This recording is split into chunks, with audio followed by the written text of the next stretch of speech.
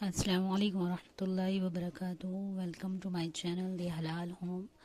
Please do subscribe and support my channel. Thanks a لاٹ.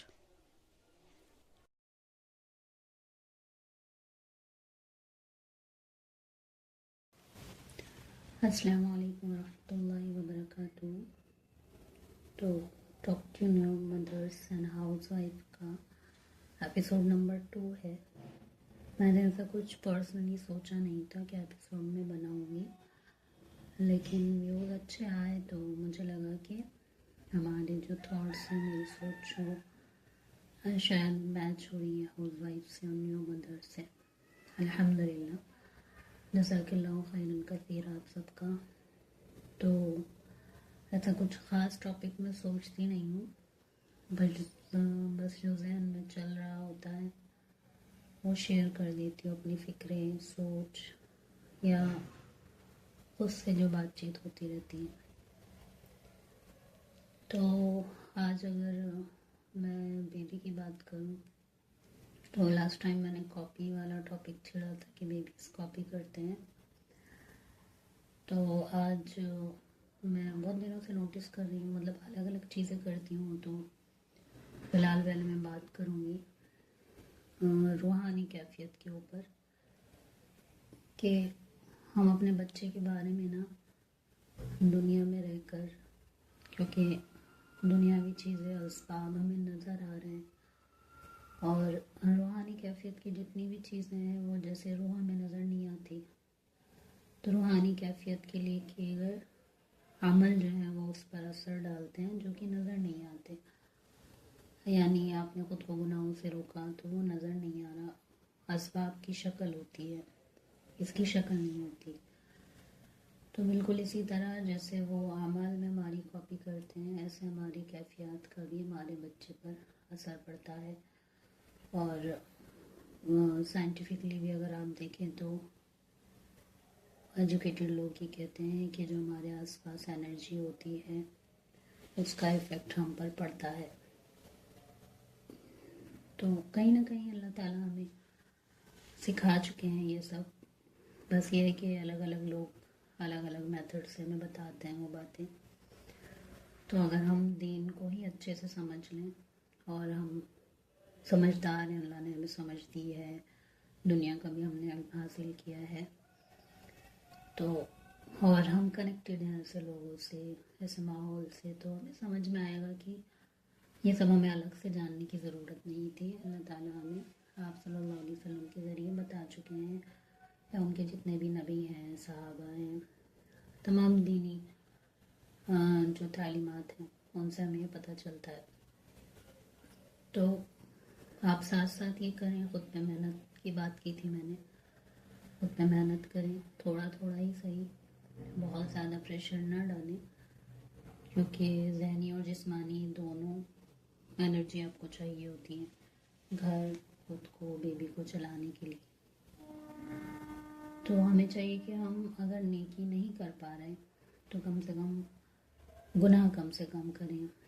سب سے پہلے ہو گیا اسمارٹ فون کا استعمال، اور یہ اتنا زیادہ آسان ہو چکا پرووائڈ کرنا، مطلب بالکل بہت آسانی سے مہیا ہے.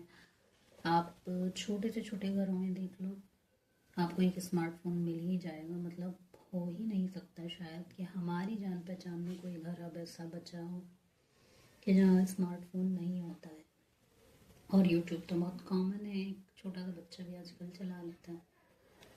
تو بیک گراؤنڈ میوزک وہ اتنا کامن ہو چکا ہے کہ نعت کی بیک گراؤنڈ میں میوزک ہے، تلاوت ہے تو میوزک ہے، آیتیں چل رہی ہیں تو بہت لو والیوم میں اس کی بیک گراؤنڈ میں میوزک ہے، جس کو ہم نوٹس نہیں کرتے، لیکن اس کو نوٹس کرنا بہت ضروری ہے. میوزک کو قرآن و حدیث میں حرام کہا گیا. حرام مطلب حرام، جیسے شراب پینا حرام ہے بالکل ویسے ہی میوزک سننا حرام ہے.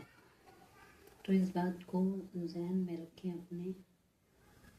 اور ایسا نہیں ہے کہ میں سکھانے کے لیے کہہ رہی ہوں، میں خود بھی شارٹس اسکرول کر لیتی ہوں، ظاہر سی بات ہے یوٹیوب چینل ہے، ہاتھ میں فون بھی آتا ہے، لیکن میوٹ پہ رکھتی ہوں کبھی اکثر کام کی چیزوں پہ فوکس زیادہ کرتی ہوں، اور فضول چیزیں بھی چل جاتی ہیں، ایسا نہیں ہے، لیکن کنٹرول کرنے کی کوشش رہتی ہے میری۔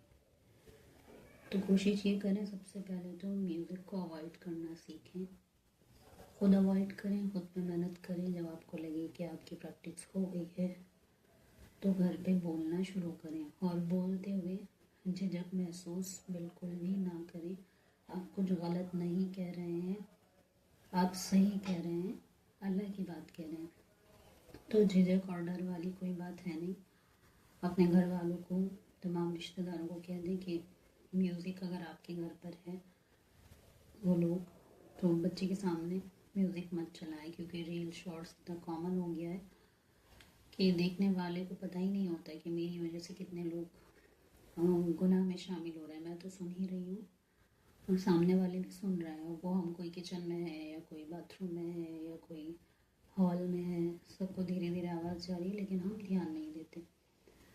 تو بہت ہی ضروری ہے اس بات پر دھیان دینا کہ آپ اپنے بچے کی صرف جسمانی نہیں، روحانی کیفیت کا بھی خیال رکھیں۔ جیسے ہم خیال رکھتے ہیں کہ بچہ فریش کھائے اور تمام نیوٹرینٹ اس کے باڈی کو ملیں، اس کو پروٹین جائے، اس کو وائٹامنس جائیں سارے، اس کی باڈی کو جو جو چاہیے، آنکھوں کے لیے اچھا ہے، بالوں کے لیے اچھا ہے، اسکن کے لیے اچھا ہے، ہڈیوں کے لیے اس کے لیے اچھا ہے، مسلز گروتھ کے لیے اچھا ہے، برین ڈیولپمنٹ کے لیے اچھا ہے۔ تمام نالج ہم حاصل کر رہے ہیں اور پوری باریکی سے کوشش میں لگے ہوئے ہیں، لیکن روحانی کیفیت کے بارے میں ہم سوچتے ہی نہیں ہیں کہ ابھی وہ کچی مٹی ہے تمام معاملوں میں۔ تو روحانی کیفیت پہ بھی خود پہ کنٹرول کریں، بچوں کو سکھائیں۔ سکھانے والی بات ہے نہیں ویسے یہ، جب آپ خود رکیں گے تو بچہ آپ کو دیکھے گا۔ فون کو استعمال نہ کریں اس کے سامنے بالکل، اور اگر کریں تو کام سے کریں، وہ اسکرین کو جھانکنے لگے تو رکھیں، نفس پہ کنٹرول کریں۔ بہت ضروری ہے تو وہاں سے اٹھ کر چلے جائیں، اور اگر ضروری نہیں ہے تو فون کو رکھ دیں اللہ کے واسطے۔ بچے کو اٹینشن دیں، وہ دھیرے دھیرے بڑا ہوا، اس کو یہ نہ لگے کہ مجھ سے زیادہ فون ضروری ہے، اور یہ ہو رہا ہے، ایڈکشن اتنا زیادہ ہو رہا ہے کہ پریشان ہے۔ تو اگر آپ نے فون کو اچانک سے رکھنا سیکھ لیا تو میں کہوں گی کہ اس جنریشن میں یہ اپنے نفس پہ سب سے بڑا کنٹرول ہے، تو اس پر دھیان دیں، لازمی دھیان دیں۔ آنے والی جنریشن کے لیے بہت مشکل ہوتا جا رہا ہے کہ اس کا خیال کیسے رکھیں۔ میں اپنا چینل کیسے ہینڈل کرتی ہوں، تو میوٹ پہ چلاتی ہوں، ویوز دیکھنے ہیں یا انالیٹکس دیکھنے ہیں، مجھے ایڈٹ کرنا ہے، وہ پاس ہے تو میں کرتی ہوں، کبھی کبھی ایسا نہیں ہے وہ بیزی رہتا ہے تو، لیکن اگر وہ پاس آتا ہے اور جھانکنے لگتا ہے کیونکہ کام ہے، ایسا ہوتا ہے کہ یہ والا اسٹیپ تو کر لوں، تو میں فون فوراً رکھ دیتی ہوں۔ وہ تو اب کیونکہ سمجھ پڑ رہی ہے تو وہ روتا ہے، لیکن اس کو ڈسٹریکٹ کرتی ہوں یا رونے دیتی ہوں تھوڑی دیر، اس کو پتہ ہو کہ فون نہیں ملنا۔ اور ابھی تک بھی الحمدللہ اس کو اسکرین کے ذریعے ڈسٹریکٹ کی عادت نہیں ڈالی اپنے کہ فون پکڑا دو اور کام کرو، تو یہ بھی بہت بڑا ٹاسک ہے۔ تو میرے حساب سے گھر سے زیادہ ضروری ہے کہ آپ اپنے بچے کو وقت دیں اور اس کو سنبھالیں، جھیلیں نہیں، سنبھالیں۔ اس کے سنبھالنے پہ صبر سے آپ کو نیکیاں ملتی رہیں گی۔ یاد رکھیں بچے کو پالنا آپ کی ذمہ داری ہے شرعی، اور نیکی تو ہے ہی بے شک۔ اگر آپ صبر سے اللہ کی رضا کے لیے اس کو پال رہے ہیں تو وہ آپ کے لیے انشاءاللہ جنت کا راستہ بنے گا، اور جیسی محنت آپ کریں گے اسی حساب سے انجام ملنے والا ہے آپ کے مرنے کے بعد تک۔ تو اس بات کو بالکل مت بھولیں کہ ہمارے والدین میں بھی اگر کوئی مرحوم ہے تو ان کا خیال کرتے ہوئے بھی آپ گناہوں کو چھوڑیں، فون کا صحیح استعمال کریں، صرف خدا خود پر کنٹرول کریں۔ پتہ نہیں روحانی کیفیت کو کیا ہو گیا ہے، اگر ہم اپنی نمازوں میں ہیں اور نماز میں ہمارے ذہن میں کچھ اور چل رہا ہے یا ہر وقت کچھ چل رہا ہے، تو سوچیں کہ ہمیں سب سے زیادہ لگاؤ اسی سے ہے، تو اس چیز کو ختم کرنے کی کوشش کریں، نماز میں دل لگانے کی کوشش کریں، اللہ سے رابطے کی کوشش کریں۔ جب آپ کا رابطہ اچھا ہوگا تو انشاءاللہ آپ کے بچے کا بھی ہوگا، وہ دیکھے گا آپ کو، محسوس کرے گا، ماحول آبزرو کرے گا، تو انشاءاللہ آپ کو بھی محسوس ہوگا کہ میری جو محنت ہے وہ ضائع نہیں جا رہی ہے۔ اور بے شک ہم نے جو بچپن سے سیکھا ہے، ہماری والدہ نے ہم پر جس چیز میں ہم پر سب سے زیادہ ٹائم لگایا ہے نا، سمجھے وہی چیز ہم ابھی کر رہے ہیں سب سے زیادہ۔ اب اگر آپ سیریل دیکھ رہے ہیں تو یعنی کہ بے شک ہماری والدہ بھی اس کی شوقین رہی ہوں گی، اگر آپ کتابیں پڑھتی ہیں تو ہماری والدہ کتابوں کی شوقین رہی ہوں گی یا واقعہ سناتی ہوں گی، اور اگر دنیاوی چیزوں میں اسبابوں سے محبت ہے تو ہمیں بھی ویسے ہی محبت ہوگی۔ تو اگر ہمارے والدین سے کچھ غلطی ہو گئی ہے، وہ بھی انسان ہی ہے، ہم بھی انسان ہیں، تو کوشش کریں کہ اس کو سدھار لیں، اپنے لیے نہیں تو اپنے بچوں کے لیے، اور یا پھر ہمارے مرحوم والد یا والدہ جو بھی ہیں، میرے والد مرحوم ہیں، ان کا بھی خیال آتا ہے مجھے کہ میں کچھ بھی غلط کروں گی تو مجھے تو نہیں دکھ رہا ابھی اپنا انجام، کیونکہ ابھی میں موجود ہوں دنیا میں نا، لیکن ہمارے گناہوں کا حساب ان کو بھی دینا پڑے گا۔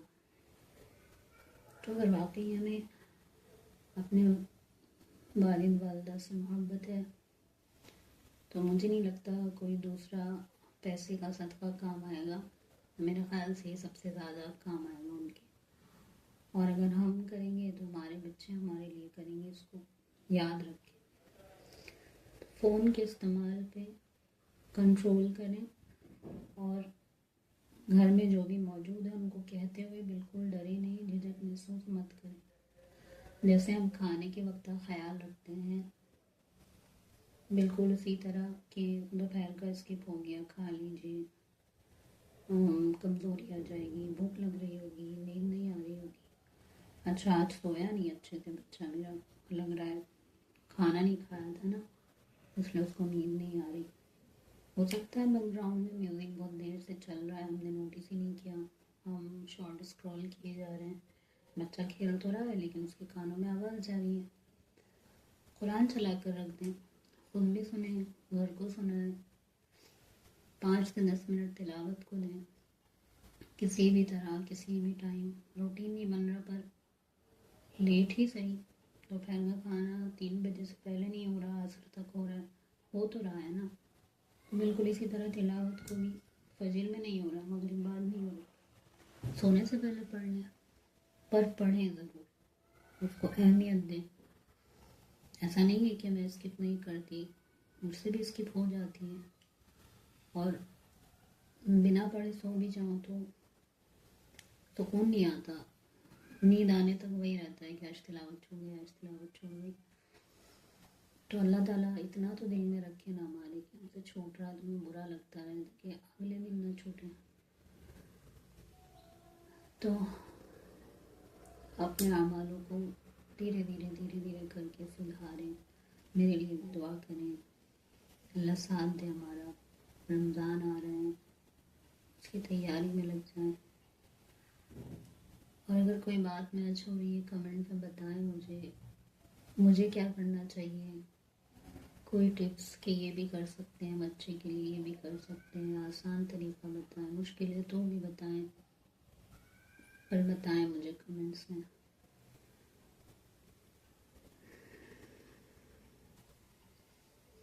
کتابی باتیں نہیں ہیں، بس فکریں ہیں جو شیئر کر رہی ہوں، سیکھنا چاہتی ہوں، جب دوسروں کو بتاؤں گی تو خود کو بھی لگے گا کہ مضبوطی سے ٹکی رہوں اس پر، اور اللہ ساتھ دے میرا۔